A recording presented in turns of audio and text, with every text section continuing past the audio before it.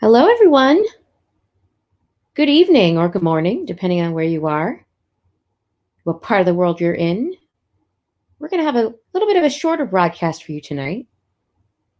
But I'm going to turn it over to my partner here, Max Cat. He's got an interesting topic that he wants to discuss tonight. What is that, Max Cat? Well, because we're doing a short show, I thought we could discuss the joy of cats.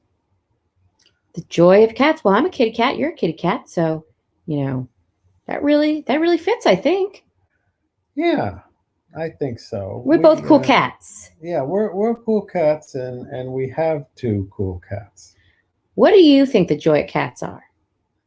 Well, I think cats are one of the most interesting animals because they never cease to surprise you with what they do, even though they do a lot of the same things every day. It's just there's always something new in how they look at you, how they talk to you, how they purr, how they meow, and some of the things they want. And it always feels like a new experience with them, even though it's the same experience every day. That's very true. And you know what? They're all very unique. They all have their own certain personalities. No two cats are going to be alike. That is something that I found. Well, I think a good story to tell, about cats, everybody's got one if they have a cat.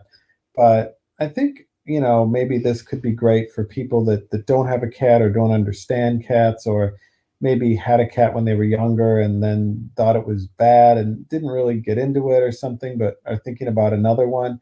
Because I like your story about cats, how you had cats as a child growing up, and then thought they were kind of okay, and also had dogs, but then had a different experience when we got our cats. And I was wondering if maybe you would talk about that. Well, the first cat I ever had, I was about in kindergarten and I wanted a pet.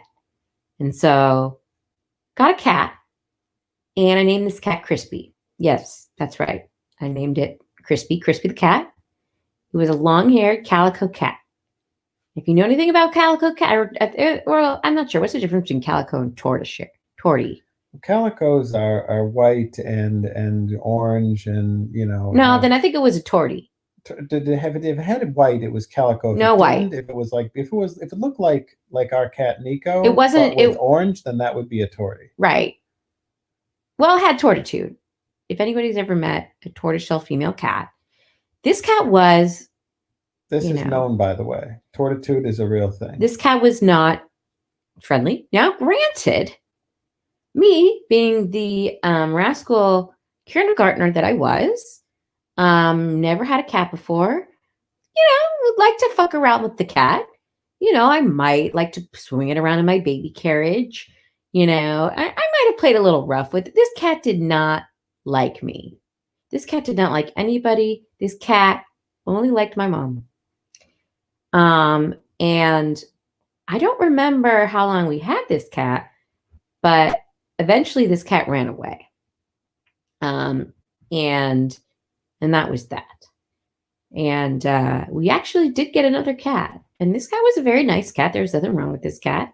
This cat named Max. A bit of a shy cat, a loving cat. Had no problem with this cat, but again, was attached to my mom. And they had that relationship. But when we got our two cats, they really bonded with us, me and with you. And I feel like I have a special bond with these cats that I haven't had before. Well, how did these cats change your opinion of what cats could be, and how you have a relationship with a cat that you never understood as a child? I don't think I didn't understand it. I mean, I really loved my cat Max. But I think just being that I'm the main attachment figure for these cats, I've just really bonded with them in a greater way. I don't think you're the main attachment figure for the cat. What do you mean by main? Like, I'm used to it being my mom. Sorry, you're used to being your mom? I'm used to the cats more so being attached to my mom.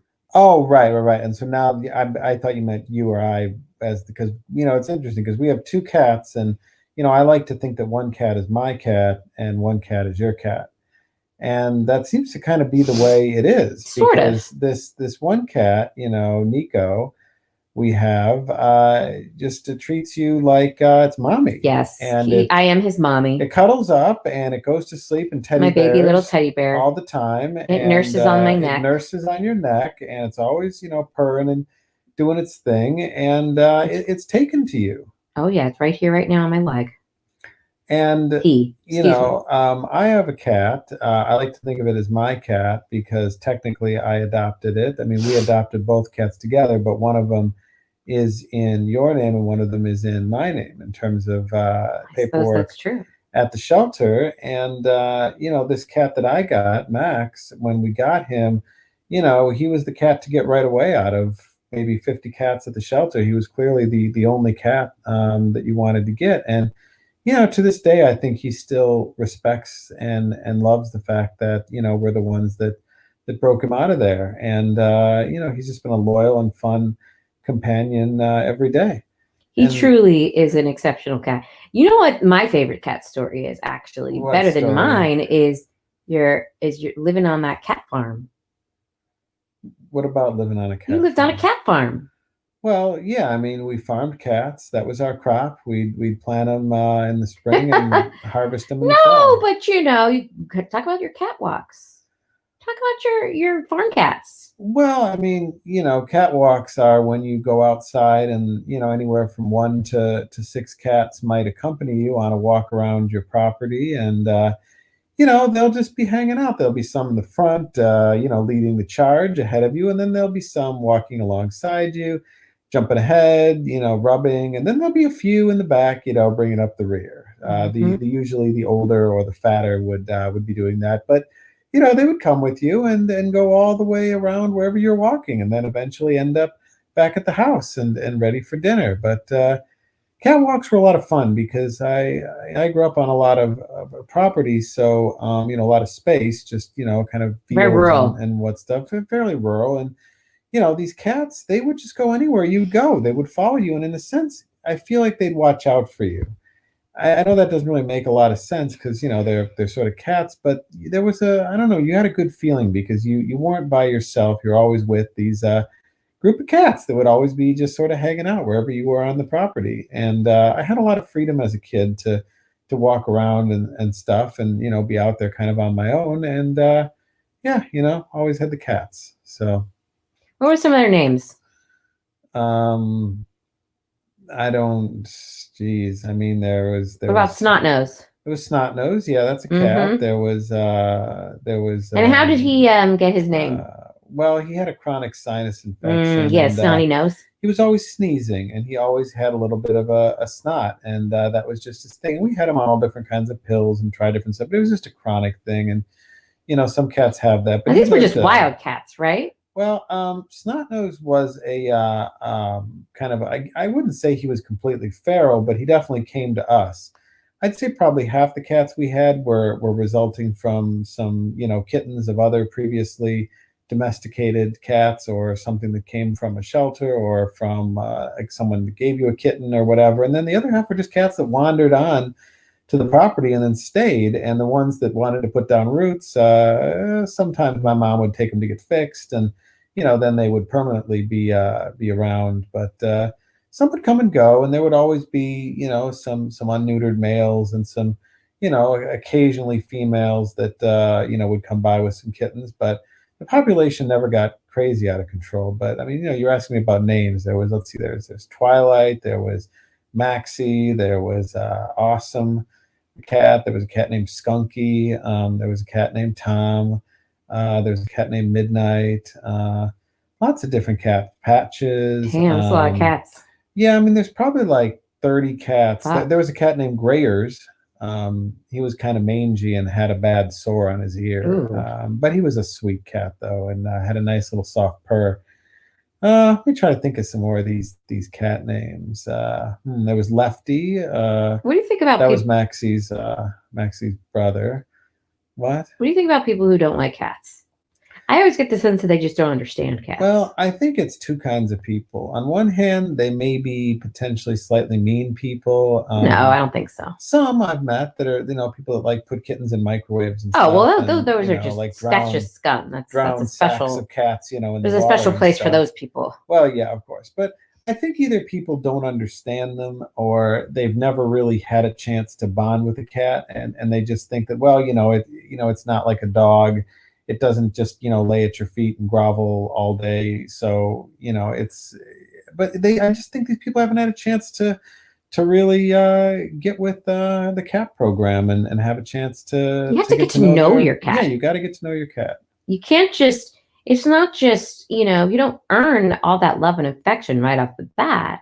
It's just like any relationship, really, but people get spoiled with dogs.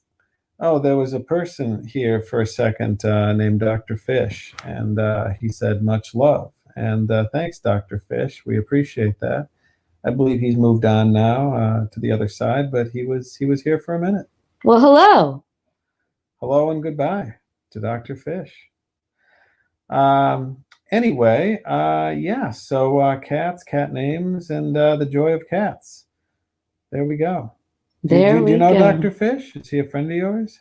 I've been to some of his streams. He's a good guy. Oh, nice. Well, I guess he came by, Hello, so there hello. we go. Always welcome. Anyway, what else about cats and their joys? Well, it just so depends on the cat, right? It's just, I mean, we have two really good cats. Um, Two really good cats, both with their very unique personalities and unique things that they bring. But I will say one thing: people say cats aren't affectionate. That is a load of crap. That is a total load of crap. Because these cats, I will tell you, they're always laying on me, always cuddling up, always wanting rubs, always wanting affection. So people have the wrong idea. Yeah, you have to get to know a cat and you have to, meet the cat at the cat's level. It's not like you're going to just get a cat or be around a cat and then automatically the next day they're going to be rubbing and purring and bonding and laying on you and stuff. That's not how cats work. You have to earn a cat's trust and respect. And I think that's why some people that, might be more of dog people, that ilk, they don't really give cats a chance or think, well, it just doesn't respond immediately and, go jump after a bone or whatever. But if you give a cat time, I actually think you can have, in some ways, a deeper bond with a cat than with most other animals. But it takes time, especially our cat Nico. It took him how long before he even started purring? Like a year. And then we didn't Yeah, we it didn't took think a we could while. purr. We didn't. I thought his motor We was broken, rehabilitated him. and because he was basically a feral cat that was kind of afraid and just it took some time to come out of his shell. And when he was underweight when we got him, he gained like at least 4 or 5 pounds since having him. But he's a big cat though. He's a big Tom and throws his weight around.